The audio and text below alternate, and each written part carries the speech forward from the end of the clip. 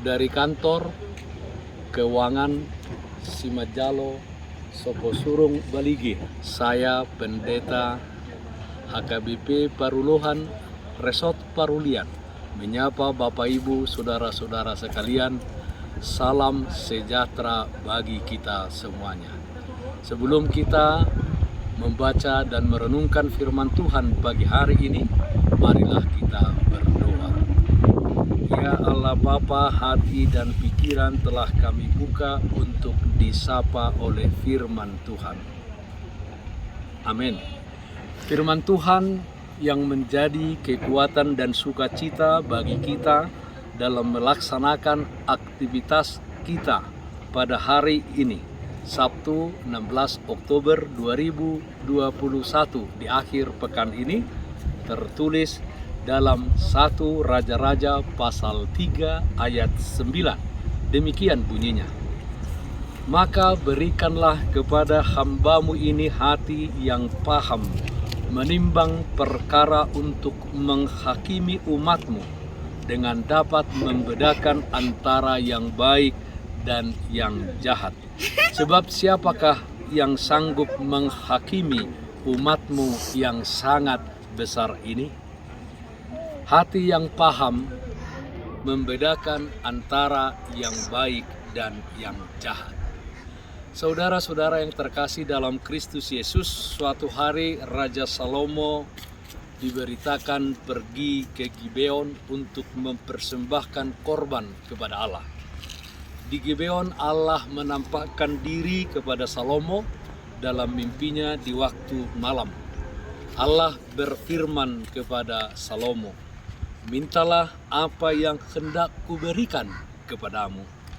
Nats pagi hari ini adalah jawaban dari Raja Salomo kepada Allah mengenai apa yang dimintanya. Salomo meminta yang tidak biasa.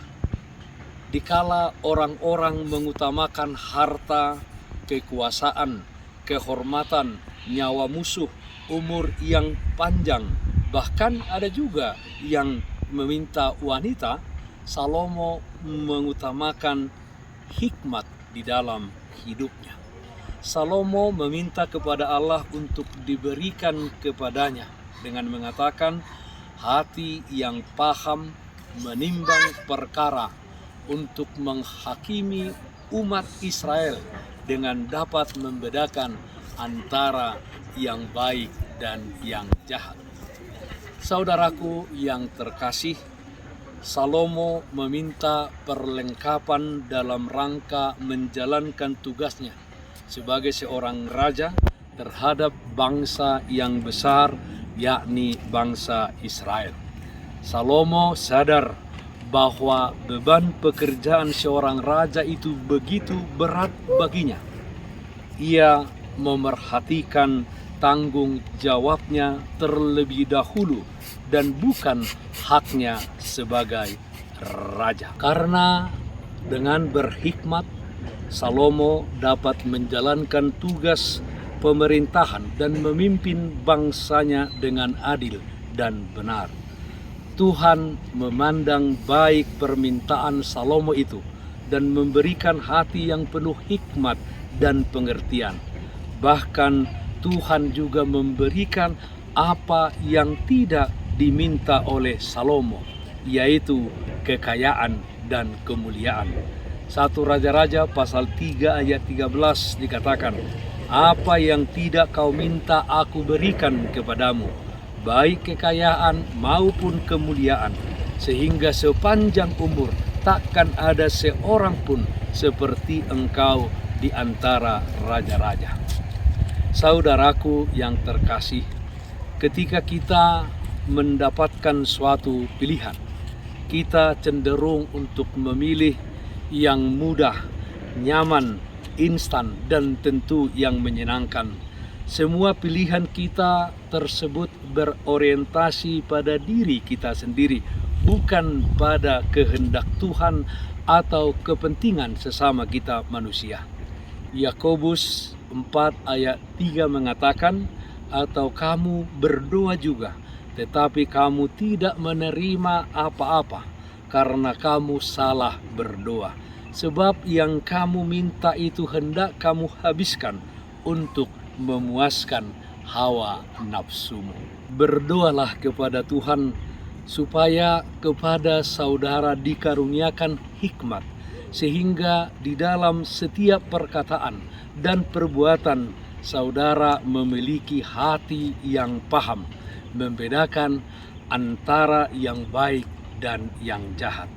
Dengan hikmat yang berasal dari Tuhan, maka apa yang kita miliki saat ini, kepintaran, jabatan, kekayaan, kegantengan, dan kecantikan, dan juga lain sebagainya, semuanya kita persembahkan untuk kemuliaan Tuhan dan untuk mengasihi sesama kita manusia.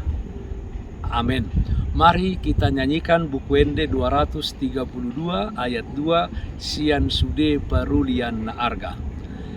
Nang hopistar say dapoto Tuhanmu, na sana hurang say buat tusi, tu pamoday na paudu rohamu, asa tiur sa sude bogasmi, takop Tuhan mutu tiop hatana, say pangasahon mabaga-bagana.